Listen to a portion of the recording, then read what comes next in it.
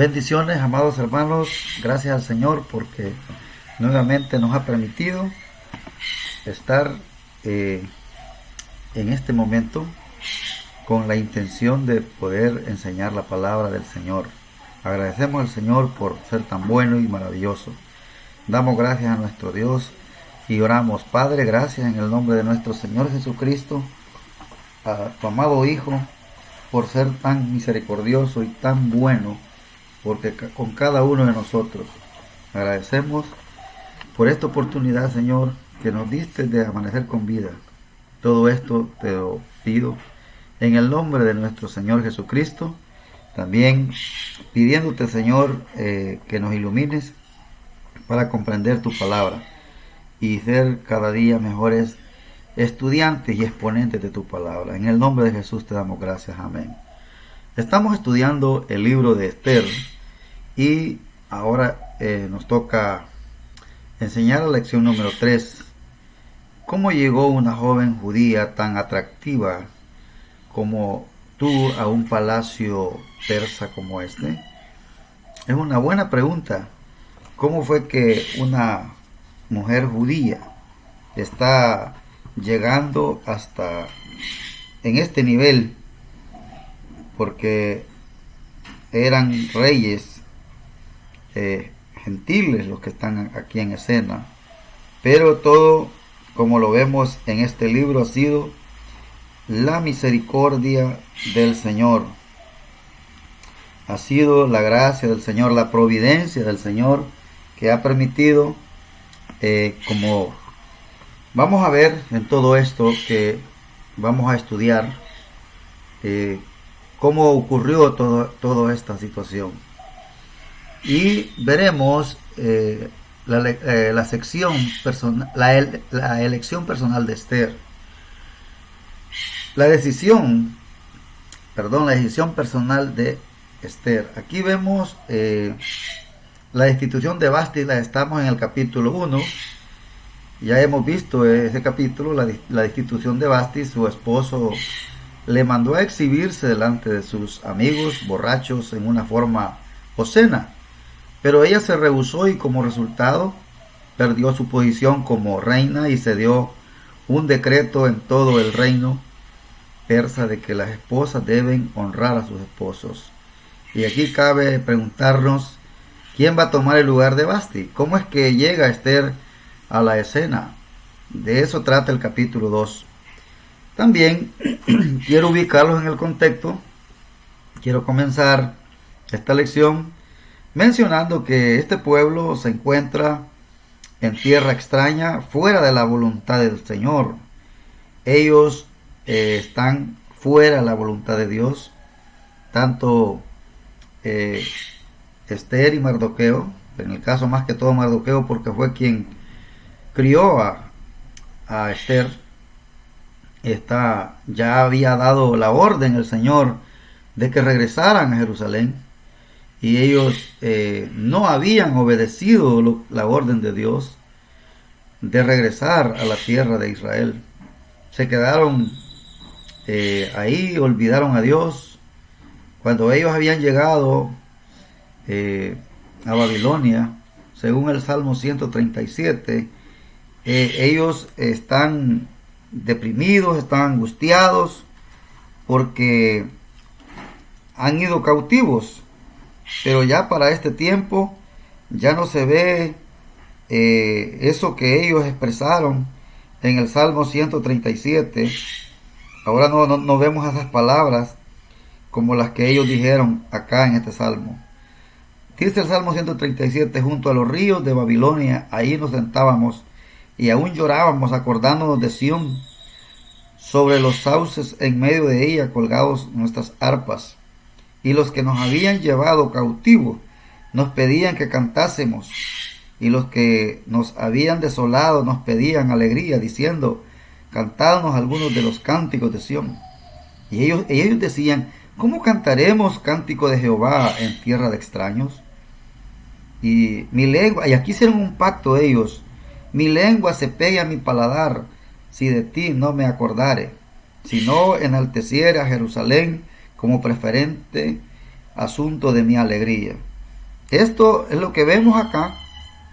En el tiempo que ellos habían llegado estaban angustiados, pero ahora, para este tiempo que ya había pasado los 70 años, ahora ellos están cómodos, están tranquilos, y este es el contexto donde ellos han olvidado a Dios. Pero hay algo maravilloso. Ellos olvidaron a Dios, pero el Señor no se ha olvidado de ellos. Eso es la gracia del Señor. Eso es maravilloso saber que eso le pasa a todo creyente. Ellos están aquí fuera de la comunión con el Señor. Entonces, aquí vemos la destitución de Basti en el capítulo 1 del 1 al 22. Y ahora vamos a ver la decisión por Esther. Vamos a ver esto, la decisión por Esther. La persistente soledad. Podemos ver la destitución de Basti, la decisión por Esther y la persistente soledad del rey. Aquí vemos que el rey Asuero está solo. Hay algo que debemos saber. ¿Qué sucede entre los capítulos 1 y 2? Bueno, Jerjes fue a la guerra contra Grecia y fue vencido. Eso es lo que está ocurriendo aquí en lo que dice el versículo 1 del capítulo 2. Pasadas estas cosas, sosegada ya la ira del rey Asuero, se acordó de Basti y de lo que ella había hecho y de la sentencia contra ella. Aquí vemos a este hombre lo que está haciendo. Recordemos que el libro de histórico, mirando las fechas, el banquete fue con el propósito de planear las fechas de atacar a Grecia. Y entre el capítulo 1 y el capítulo 2, Jerjes atacó y perdió desastrosamente. Así que al regresar a Susa, probablemente en el 479 a.C., 2 años antes, había comenzado esos ataques que no tuvieron fruto contra Grecia, y regresa a Persia solo, derrotado, humillado, ya no tiene esposa. ¿Y qué dice el capítulo 2:1? Pasadas estas cosas, sosegada ya la ira del rey Asuero, se acordó de Basti y de lo que ella había hecho y la sentencia contra ella. Aquí lo vemos cómo está este hombre ahora, se siente solo. ¿Qué sucede entre esos capítulos? Pues este hombre fue a la guerra, estuvo ahí, fue vencido. Entonces él ahora está desorientado, está recordando a su esposa.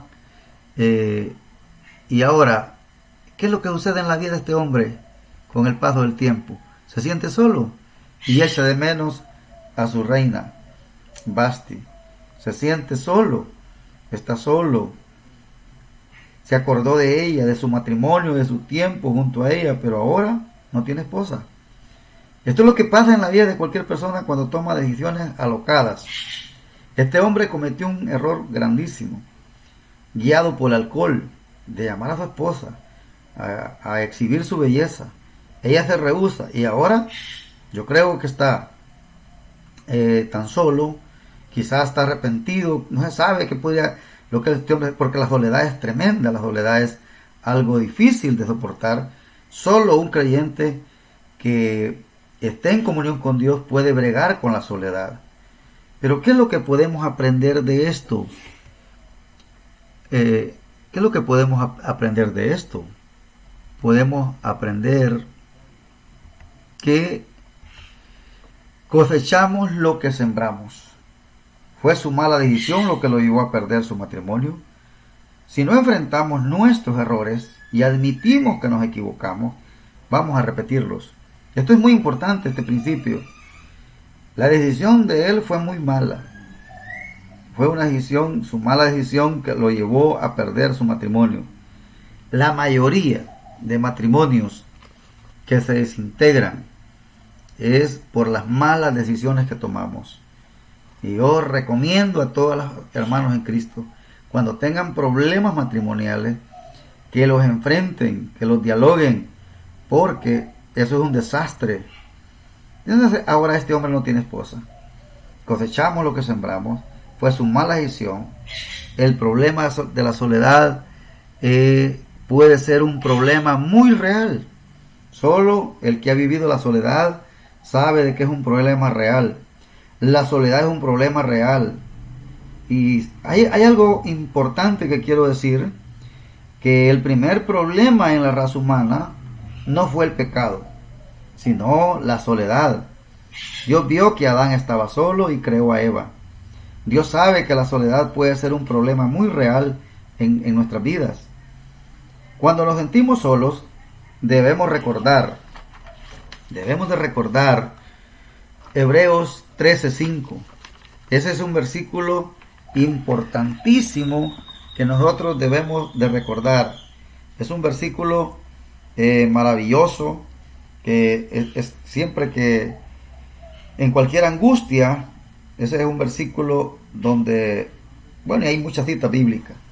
Y este versículo dice: sean vuestras costumbres sin avaricia, contento con lo que tenéis ahora, porque Él dijo: no te desampararé, ni te dejaré.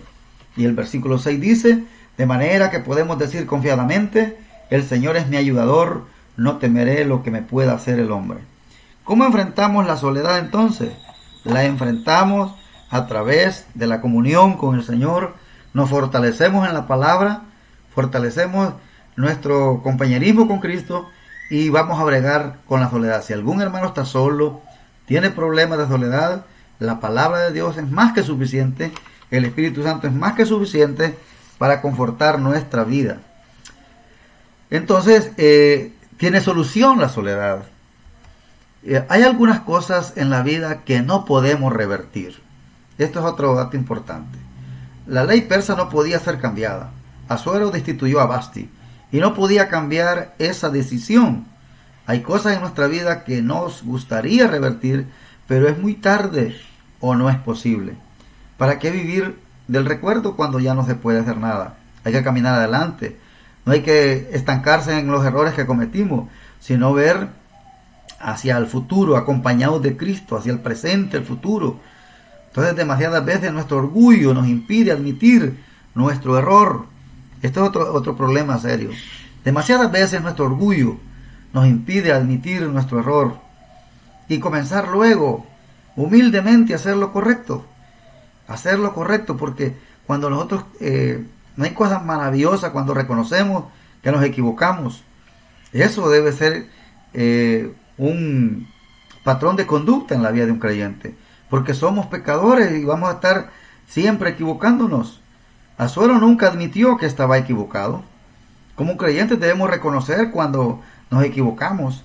Por ejemplo, Proverbios 28:13 dice que confesemos nuestro pecado, porque dice que el que encubre su pecado no prosperará, mas el que lo confiesa y se aparta alcanzará misericordia. Entonces, surge una pregunta: ¿admitimos que nos equivocamos? Si usted no admite que se equivoca, está en un serio problema. Esposos, admitan que ustedes se equivocan. Esposas, admiten que ustedes se equivocan. Tienen que admitir esos. Cuando los cónyuges, cuando una pareja se admite que se ha equivocado, entonces vamos a pedir disculpas, vamos a pedir perdón. Nunca se casen con alguien al que está soltero y no se ha casado. Nunca se case con alguien que no se equivoca, porque no siempre dicen la verdad. Si alguien dice que no se equivoca, es mentiroso. Si no pueden admitir que se equivocan, van a tener muchos problemas en su matrimonio. Entonces, lo importante es reconocer las faltas, decirle al cónyuge que me he equivocado, que lo siento. Pero también acuérdense que cuando un cónyuge lo haga, y como no está acostumbrado a pedir disculpas o a reconocer que se ha equivocado, quizás de la impresión puede darle un infarto al cónyuge, porque nunca lo ha hecho. Podría suceder eso, ¿no? De la sorpresa que le dijo: mira, te estoy pidiendo disculpas porque me equivoqué. Son muy pocas las personas que reconocen cuando se equivocan, y es un error gravísimo, gravísimo. Aquí vamos a ver la sugerencia creativa de los siervos. ¿Qué fue lo que sugirieron los siervos para satisfacer esta necesidad?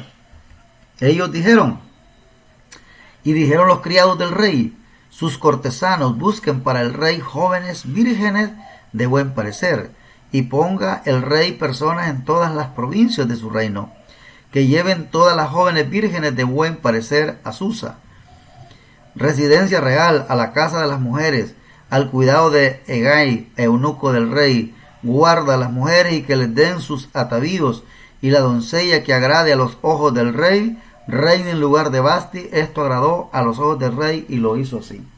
Aquí vemos la sugerencia que sugirieron ellos: buscar en el reino a mujeres jóvenes, bellas y vírgenes para el rey, y que él decida quién será la nueva reina. Quizás lo hicieron porque de verdad apreciaban al rey, o a lo mejor para no perder su cabeza en caso de que de alguna forma Vasti regresara al trono.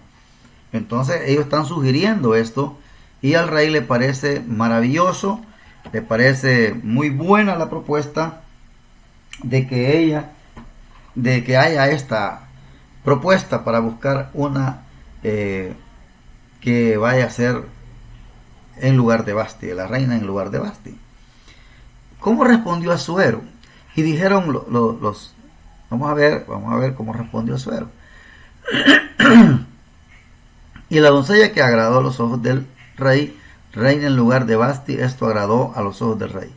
Un principio que hay que recordar: debe ser cuidadoso, porque parece que siempre hay alguien que te dirá lo que quieres oír y no necesariamente lo que necesitas oír. Aquí están los cortesanos, los que están al cuidado del rey, están dando una sugerencia que el rey quiere oír. Pero hay que tener algo en cuenta. Este principio es muy importante. Debes ser cuidadoso, porque parece que siempre hay alguien que te dirá lo que quieres oír y no necesariamente lo que necesitas oír. Y esto pasa también en la vida cristiana. Muchas personas que no soportan la sana doctrina y que la palabra de Dios los incomoda, ellos terminan yéndose a otro lugar para que les digan lo que ellos quieren oír, pero no lo que necesitan oír. Yo no quiero que me digan lo que yo quiero oír. Sí, para que me digan lo que yo quiero oír, yo mismo puedo crearme las respuestas. Pero es importante que nos digan lo que necesito oír. Y eso es importante. Tu mejor amigo es aquel que te dice la verdad, el consejo correcto, no el que te dice lo que tú quieres oír. El mejor amigo es aquel que está al cuidado para que no te equivoques. Esto es importante. Quizás para las jóvenes se oía atractivo ser parte de este concurso, hasta que se dieran cuenta de que si no llegaban a ser la reina, solamente serían una más del harén, y como parte de este harén tendrían mucha soledad y quizás nunca más tendrían una relación con el rey otra vez. Imaginen esto: estas jóvenes quedaban expuestas a quedar en un harén y quedar solas para siempre, porque muchas veces el rey solo las veía una vez y no las volvía a ver otra vez. Entonces quizás tengas alguna persona puede tener honor, pero no fidelidad. Entonces el rey está de acuerdo con este consejo. ¿Y qué pasó? Pues vamos a ver qué fue lo que pasó. Entonces es muy importante esto. Hay que tener honor, pero también hay que tener fidelidad. Es importante que tengamos fidelidad. Vamos a ver acá que lo sobresaliente de la belleza de Esther. ¿Qué sabemos de Mardoqueo, por ejemplo? Él era judío. Él era un judío. 7 veces en este libro es identificado como judío. Su bisabuela era Cis, no el que está relacionado con el rey Saúl, sino un judío que fue llevado cautivo por Babilonia en el 597. Este es un nombre persa. Mardoqueo no es un nombre judío, no, que es un nombre persa, probablemente derivado de Marduk, el dios principal de Babilonia. Así que Mardoqueo era judío, su nombre no es judío sino persa. Es primo de Esther, es mayor que ella, él la crió, después que los padres de ella murieron. Él hizo esto. Había en Susa, dice, residencia real, un varón judío cuyo nombre era Mardoqueo, hijo de Jair, hijo de Simei, hijo de Cis, del linaje de Benjamín. Entonces aquí tenemos a uno descendiente de la tribu de Benjamín. Y aquí hay algo que en el desarrollo del libro se va a estar viendo, como un judío y un amalecita se van a enfrentar en la historia de este libro. Entonces este hombre era primo de Esther, el cual había sido transportado de Jerusalén con los cautivos que fueron llevados con Jeconías, rey de Judá, quien hizo transportar Nabucodonosor, rey de Babilonia. Esto fue cuando Nabucodonosor llevó cautivo a las dos tribus, al reino del sur, que constaba de la tribu de Judá y la tribu de Benjamín. Quiero recordarles que los babilonios fueron los que llevaron, y luego que los persas tomaron el poder, ahora están bajo de ese gobierno. Pero es que ahora ustedes ven el cambio de ciudad, que están en Susa, ya es cuando ellos son llevados a esa capital de los medos persas. Es importante conocer la historia para conocer mejor el libro. Y había creado, dice, Adasa, es decir, Esther, hija de su tío, porque era huérfana, y la joven era de hermosa figura y de buen parecer. Cuando su padre y su madre murieron, Mardoqueo la adoptó como hija suya. Entonces eran primos ellos.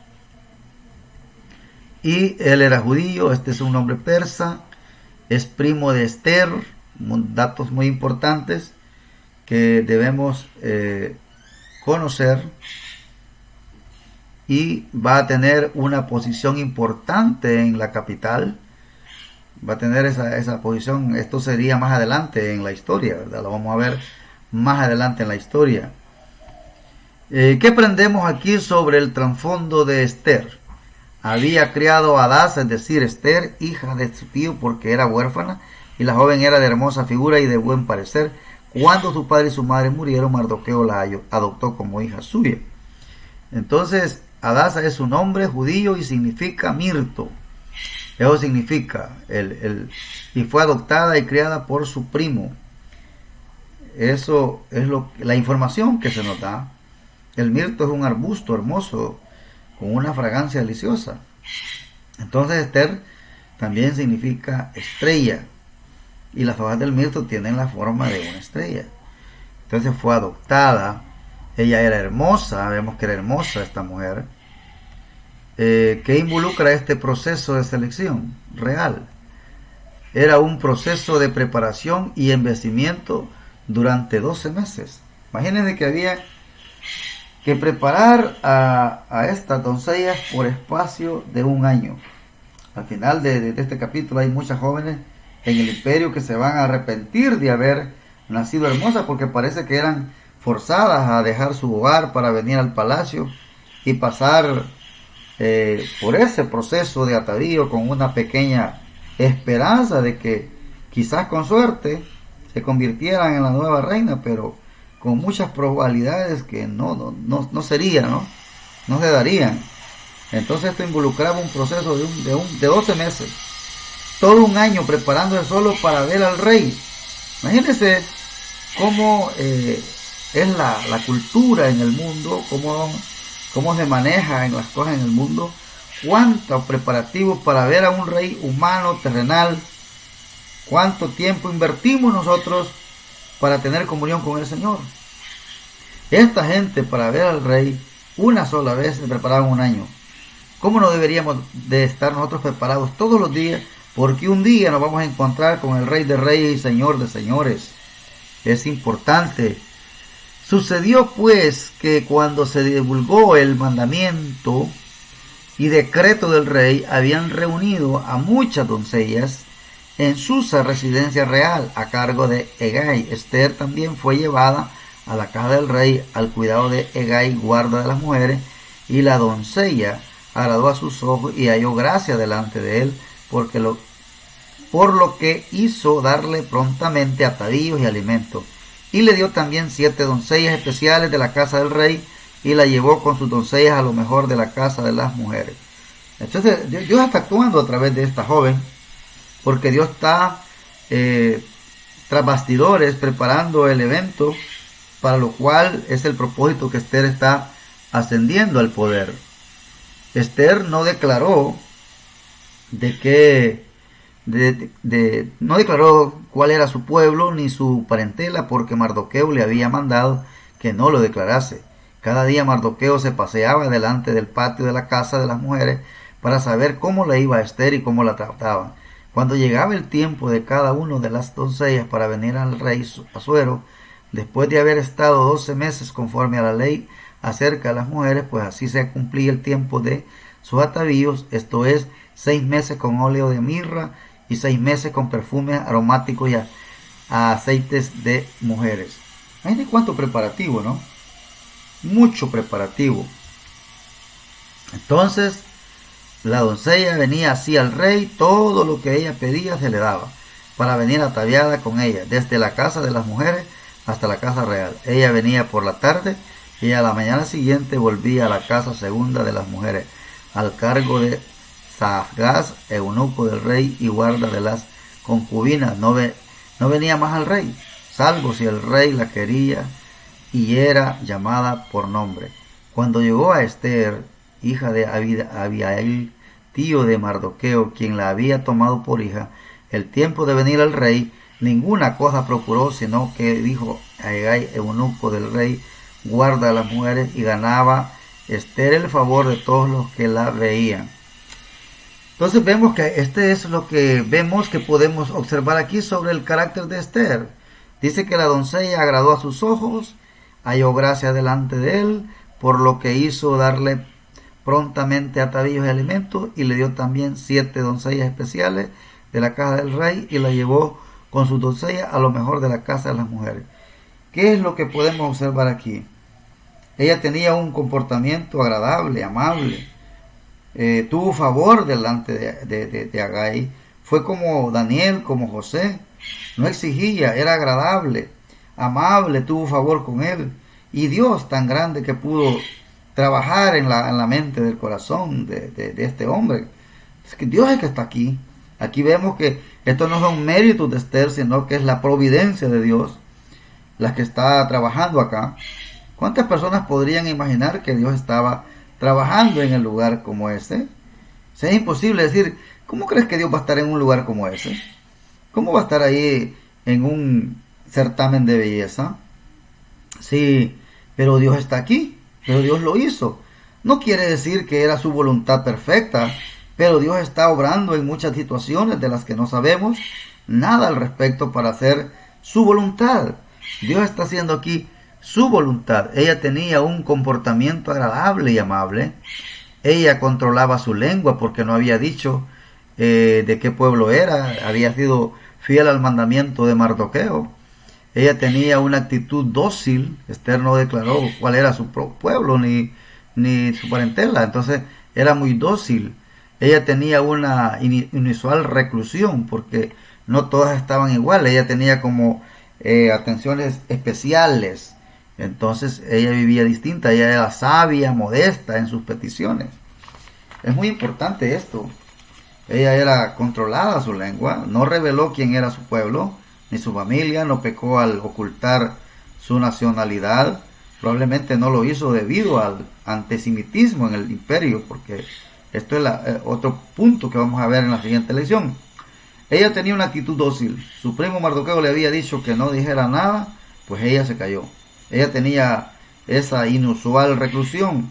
Después de un año de preparación, estas vírgenes jóvenes tenían su turno de ir al rey y pasar la noche con él. Esto era inmoralidad. Claro que era una inmoralidad. Al día siguiente volvían a la casa de las mujeres y nunca más volvían a ver al rey, a menos que él se hubiera complacido de ellas y la seleccionara como la nueva reina. Ahora vemos que a Esther no le impresionaron todos los atavíos y cosméticos que podía recibir. Ella no necesitaba todas esas cosas externas o extras, porque tenía una inusual reclusión, encierro o prisión voluntario, y ahora va a ver al rey. Ella era sabia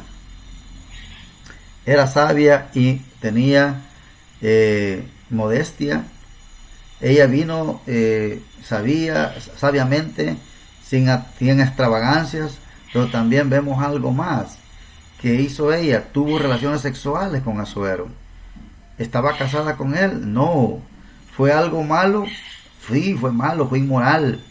Siempre es malo el sexo fuera del matrimonio. En el Antiguo Testamento lo dice y también el Nuevo Testamento lo enseña. Entonces, ellos están haciendo cosas fuera de la voluntad de Dios. Ella carecía de un punto de vista divino, por eso no tuvo obediencia bíblica al Señor y su palabra. Ella carecía de ese punto de vista divino, y cuando no tenemos un punto de vista bíblico, divino, vamos a terminar cometiendo cosas y haciendo cosas fuera de la voluntad de Dios.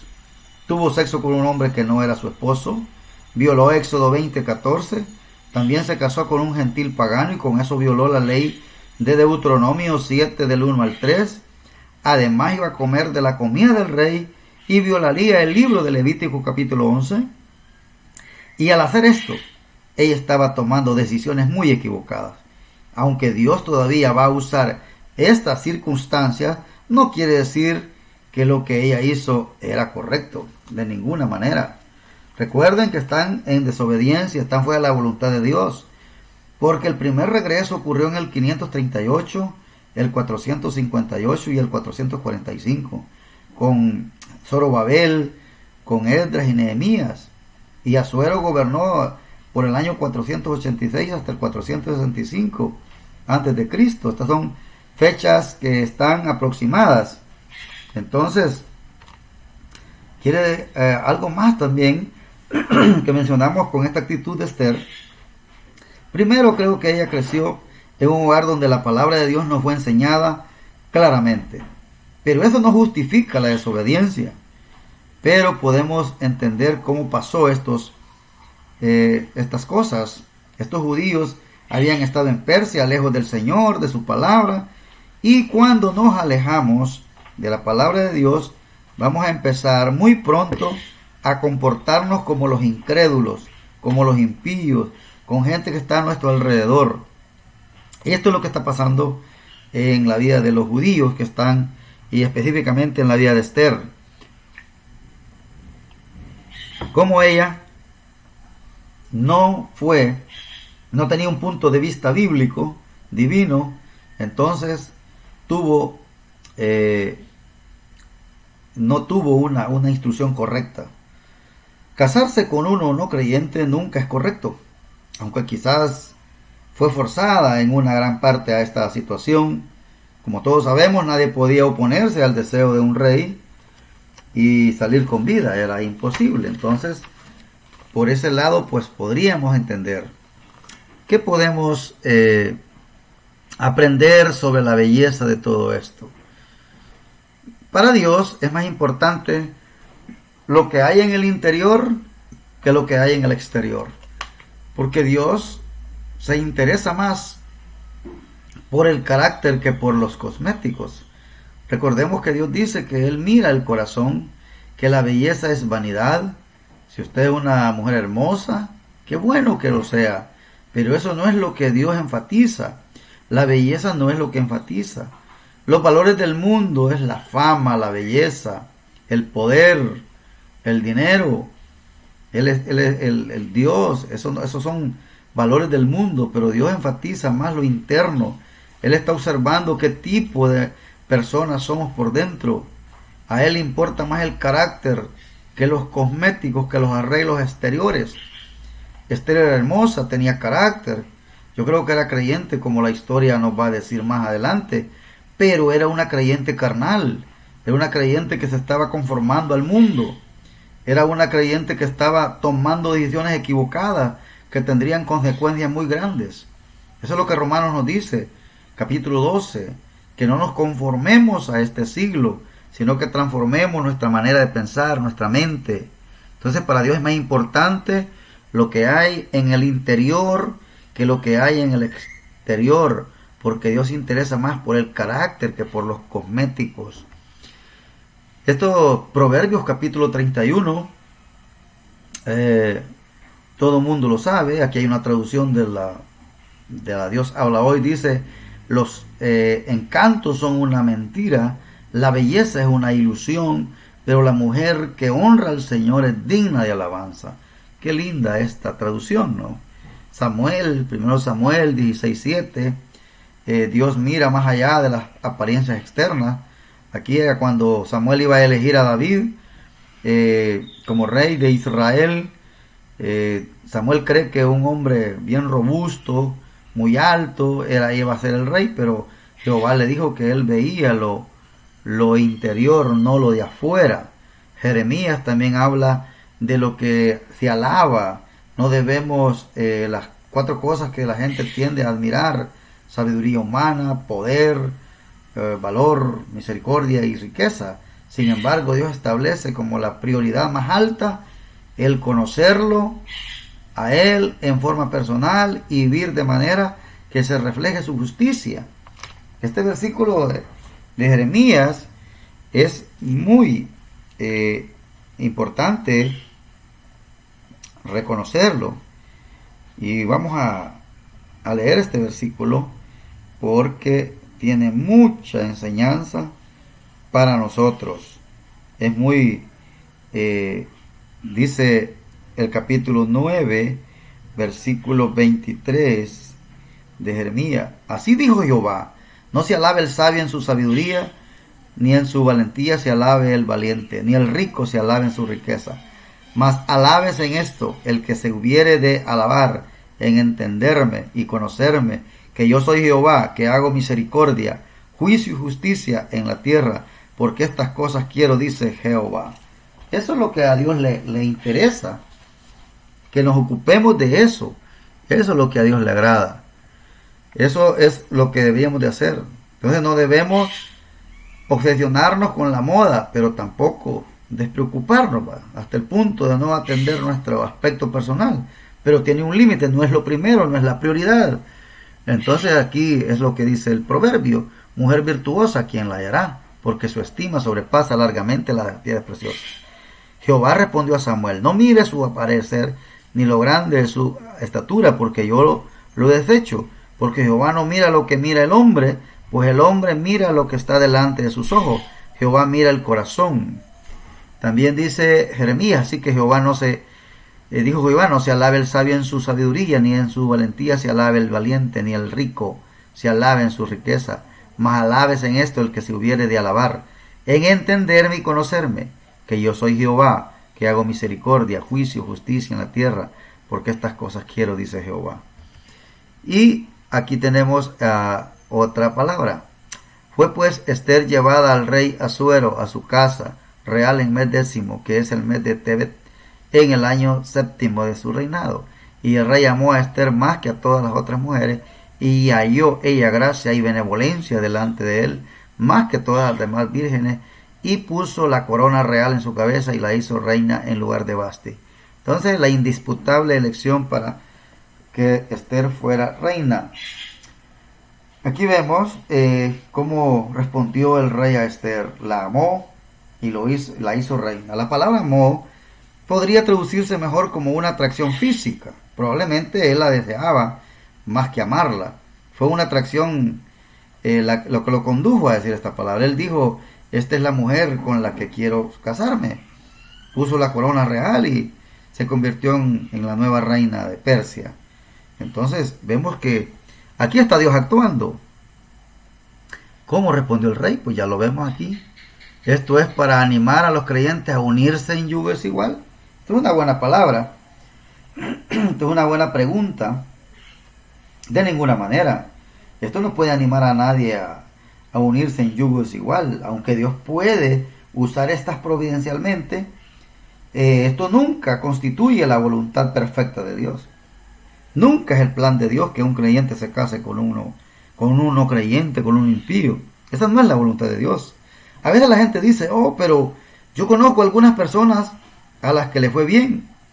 Pero eso no fue porque la persona fuera inteligente, que todo le fue bien porque es muy listo, puedes decirlo. Eso es la gracia de Dios. Porque aquí lo que vemos en esta joven Esther es que está actuando la gracia del Señor. Pero por una persona que le fue bien, le podemos mostrar días que tuvieron grandes problemas.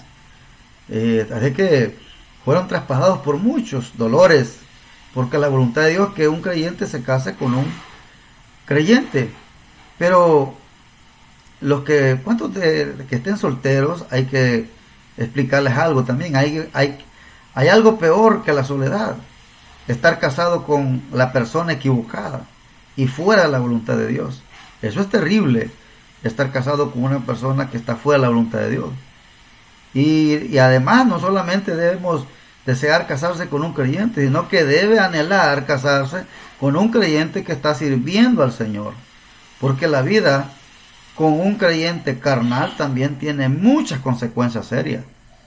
Pero también significa que tú necesitas ser un creyente que está sirviendo al Señor. Porque estas son las personas que encuentran la voluntad de Dios. Si ambos cónyuges le sirven al Señor, están sujetos al Señor, ese matrimonio sí va a funcionar. De lo contrario, no va a funcionar. Entonces la pregunta ¿es esto para animar a los creyentes a unirse en yugo desigual? No, aunque Dios puede usar esto providencialmente, esto nunca constituye la voluntad perfecta de Dios. ¿Qué podemos aprender de esto sobre la providencia de Dios? El plan determinado de Dios se cumplirá aunque su voluntad expresa sea rechazada. Es que Dios es soberano. Aquí vemos la soberanía de Dios. Es maravilloso que el plan de Dios que ha determinado se cumplirá aunque su voluntad expresa sea rechazada. Porque aquí los judíos habían rechazado la voluntad expresada de Dios que regresaran a la tierra. Pero Dios nunca bendice la desobediencia, pero a veces Él bendice a pesar de ella. Y eso se llama gracia. Esa es la gracia del Señor. Hermanos míos, la gracia ha sido dispensada en todas las dispensaciones, pero como la que tenemos ahora es la dispensación más maravillosa que vivimos. Eso se llama la gracia del Señor. No es que seamos listos, no es que creamos que somos inteligentes, es la gracia del Señor. Aun cuando la gente peca, Dios todavía tiene un plan. Cuando Adán y Eva pecaron, Dios todavía tenía un plan para la salvación. Él no bendice la desobediencia, pero a veces bendice a pesar de la desobediencia. Lo que Esther hizo fue un error, pero Dios todavía va a cumplir su voluntad por su gracia, por su gracia. Entonces aquí vemos la gran fiesta para la reina Esther. ¿Cómo celebró el rey la elección de una nueva reina? Hizo luego el rey un gran banquete a todos sus príncipes y siervos, el banquete de Esther, y disminuyó tributos a las provincias, e hizo y dio mercedes conforme a la generosidad real. Cuando las vírgenes eran reunidas la segunda vez, Mardoqueo estaba sentado a la puerta del rey. Aquí vemos entonces esta gran fiesta. Aquí vemos que hay otra fiesta, hay como 7 u 8 banquetes en el libro de Esther. A este rey le gustaba celebrar muchos banquetes, muchas comilonas, así como las iglesias. Hay muchas iglesias hoy en día que le gusta comer, hacer fiestas, tener convivio alrededor de solo por comer. Lo que les interesa es la comida, ¿no? Así hay muchas iglesias, así conozco muchas personas yo, que les encanta estar comiendo, aunque no sean alimentados espiritualmente. Hay una pregunta: ¿qué secreto le ocultó Esther al rey? Y Esther, según le había mandado Mardoqueo, no había declarado su nación ni su pueblo, porque Esther hacía lo que decía Mardoqueo, como cuando él la educaba. En esta estaba, ¿cuál era su pueblo? Su nacionalidad no lo dijo. Era una joven que tenía principios. ¿Qué podemos aprender de esto sobre la enseñanza de los niños? ¿Qué podemos aprender? Que debemos preocuparnos más de lo espiritual que de lo físico. Esther tenía buenos principios. Mardoqueo cumplió el rol de padre con Esther. Lo hizo muy bien en cierta manera. tenía principios, ella aprendió a escuchar y a obedecer. Y esto fue de mucha ayuda. Pero, ¿qué es lo que no le dio? No le dio las instrucciones espirituales que ella necesitaba. Esto es lo que necesitamos darle a nuestros hijos. Si sus hijos aprenden a leer, es bueno. Si son buenos estudiantes en la escuela, esto es bueno. Pero no es lo mejor. Eso no es lo mejor. Que tengan principios es bueno. Lo que los hijos necesitan es un padre, una madre que les enseñe la palabra de Dios y que los lleve a una iglesia donde enseñan la sana doctrina, donde les explique el evangelio para que puedan ser salvos y crecer en las cosas del Señor. ¿Qué importa si un hijo gana mucho dinero pero le falla al Señor? ¿Qué importa que un hijo tenga grandes títulos y le falla al Señor? Lo importante es enseñarles, educarles espiritualmente, porque lo demás Dios lo va a añadir. Eso es la promesa que tenemos. Pero entonces Esther fue educada con principios, pero no con enseñanza bíblica. Eso es importante recalcarlo. ¿Qué debes preocuparte más del carácter y de la relación con el Señor de tu hijo que de su carrera y sus logros humanos? Eso es más importante. ¿Cómo son los hijos como personas? ¿Cómo piensan ellos?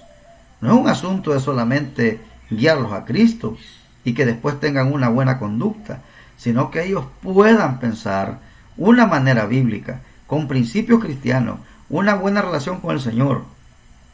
Porque vendrá el día cuando ellos tengan que salir de la casa.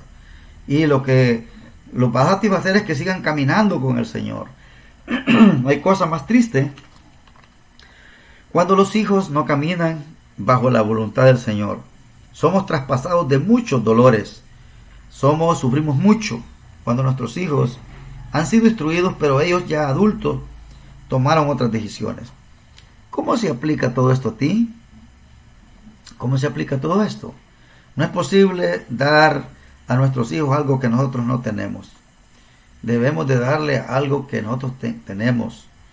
Imagínense que yo puedo recomendar un producto que vaya de acuerdo, que yo diga que este producto es bueno para rebajar, por ejemplo. Y si yo lo ando vendiendo, mis clientes me van a decir, bueno, pero si es tan bueno porque tú no has rebajado. Es un ejemplo, ¿verdad? Entonces, nadie lo va a querer comprar porque yo que lo vendo no ha hecho efecto en mí. Entonces, se ve bonito, que puede ser útil, pero al final no ha hecho lo que yo ando promoviendo. Entonces, así de igual manera, que como padres debemos de mencionar que lo que decimos vaya de acuerdo con lo que hagamos, porque deben comprar nuestros hijos lo que tenemos si no funciona con nosotros. Ellos pueden ver muy claramente cómo somos. Algunos creyentes, cuando estamos en la iglesia, somos muy espirituales, pero en la casa somos muy iracundos. Nuestros hijos pueden ver la diferencia, y por eso como padres necesitamos conocer al Señor, por su gracia caminar con Él. Necesitamos aplicar la palabra de Dios en nuestras vidas y entrenar a nuestros hijos. Sus hijos saben lo que usted ama. Los hijos saben lo que usted ama. Entonces, todas esas cosas son muy importantes en la vida de un creyente.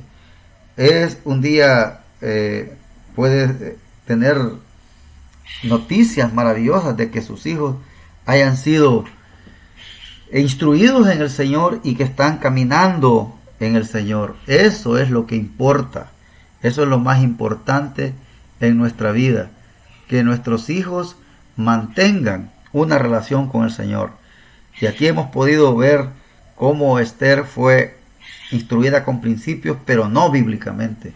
Entonces no es suficiente eso. Es importante